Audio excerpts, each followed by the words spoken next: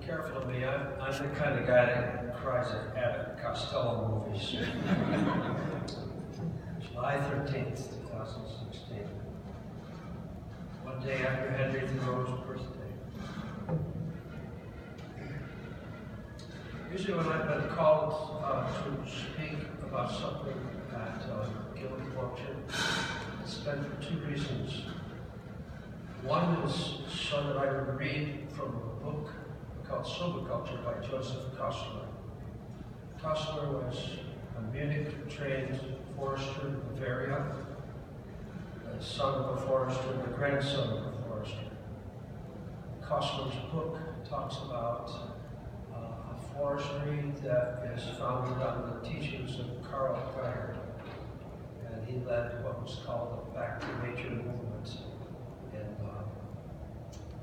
Bavaria and Zurich, Switzerland. I found much in that book, at a time that was very important to me. But more important, I also found the people of the Foresters Guild. We found the people before we had a name for it. It took 4 years to do that. Before I tell you a little bit more about that, the other thing that I'm called to the podium to do sometimes is to tell stories. So I got friends here. I cherish it. That's cherish. It's that combination of so many things, but it really centered us on wisdom. Wisdom of one man to really make a rippling difference. Wherever this guy went, he could be there quiet as a church mouse, say a small mouthful of words and put everything into context. Let me give you an example. And it's an example that I want to use because in the work that we did to lay principles under the guilds, the board often talked in the wee hours, with and without beer, about what it was that would, at the principle level, give an institution its energy to making membership in this organization powerful, to drive the forestry movement, 120 to 140 years old now. But what are those principles? And some of those principles came from Kostler's book, much came from that I could offer, and much came from these discussions. And the principle that we probably talked about the most has been the principle that we've continued to talk about the most. We call it our first duty principle. I'm an SAF member, and I just got the June Forestry Source newspaper. And in it, there's a reference made to our first duty principle. And it's saying that the SAF's first duty is essentially to the people. And we have declared ourselves the guild, and our first duty is to the forests. And that separates us, makes us different. And so then we have to use the disassociative word. Well, doesn't that make you uncomfortable just a little bit here and there? Boy, you're supposed to quit when somebody does this one. And so we're sitting there, I don't remember what town or city was in, but I remember we're sitting around as a board group and we're really wrestling with, should we say this? Even though this is the most important thing to say, how have we got to say this? We're asking ourselves, what is it as a profession? This is the breaking point that we wouldn't be professional.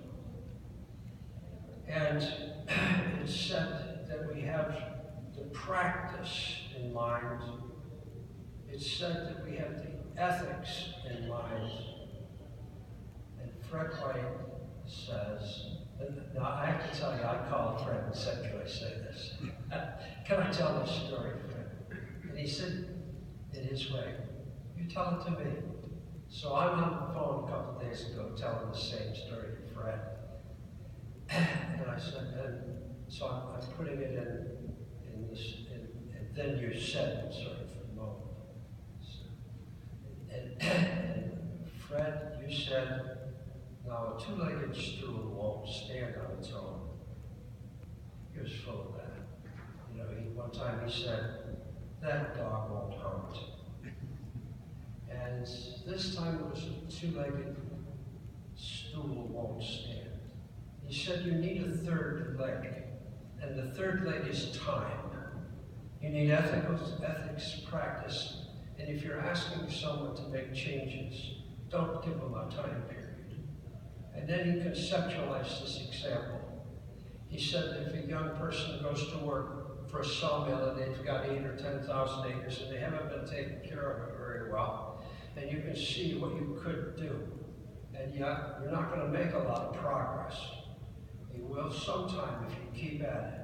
You're worried about the roads, you're worried about supplying wood, much of the good wood's been cut. What are you going to do? Because the boss says, no, I don't want to do that, you're going to say no. He said, that's the most important member to stand behind. If that person believes in your principles, bring them into your organization and support them. And so he said, yes, that's exactly what I said. And then Fred, the master of the pause, says, you forgot one thing. What was that, Fred? Never, never, never give up on that person. So that gives you a perspective, I hope, on first duty principle and our obligations to ourselves. Fred is in hospice care, and he said, now Ross, promise me. Now you realize Fred speaks much more slowly than I do. The worst mistake that a Yankee could do is to try to imitate a Southern gentleman while standing in the Midwest. So I won't try. It's very slow, he said. You promise me you'll call me when you get home. And I will. But I also realize you might not be listening. Things are that serious. He told me that his doctors were impatient with him. Being in hospice, I guess they wanted him to go along, but he wasn't willing to. He's going to wait for the phone call. This Lifetime Achievement Award means a tremendous amount to me.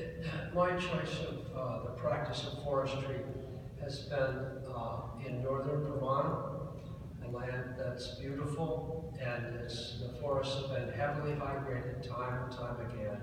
That is the normal. And so, as an idealist, I want to practice silviculture as the best I can on every acre. I watched my work melted away by high grading after I've worked at it for years. I watched roads being ruined and the very powerful social aspects of that work in rural areas is kind of demeaning at times. So I've had a struggle with it at times. My greatest struggles occurred probably in the early 1990s, and then I received a phone call inviting me to the Forest Stewards Guild to a meeting in Santa Fe, New Mexico, where I sat around with 30 people, and we introduced ourselves, something I think was supposed to take just a little while, but it took us a couple hours to go around that room, and we found out who people were, what they stood for, and their careers, and how they had made decisions to go with the right way of practice according to how they saw it. It's really quite a thrill. I remember, this is 3 years before we've come up with the name Forest Stewards Guild. I remember Robert Rubies and I had just met, and we were sitting in the corner at the last meal we'll share together, and he says, this is an idea too good to not meet again. And so we did. We met in Sugar Ranch.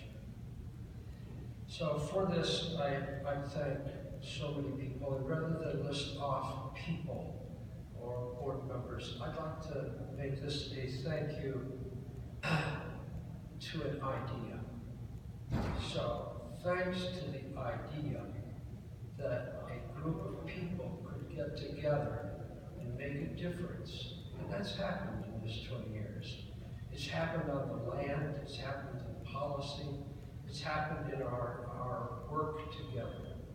And I'm very pleased to be a part of that and having contributed to it. So let's keep the idea going, let's keep it dynamic and moving, and let's cover, as we said at one meeting, one board meeting, and I remember it clearly, is that our purpose really was to change the management acre by acre, stand by stand, state by state, from the Atlantic to the Pacific, and to lay the examples and then the management for good forest management across this land.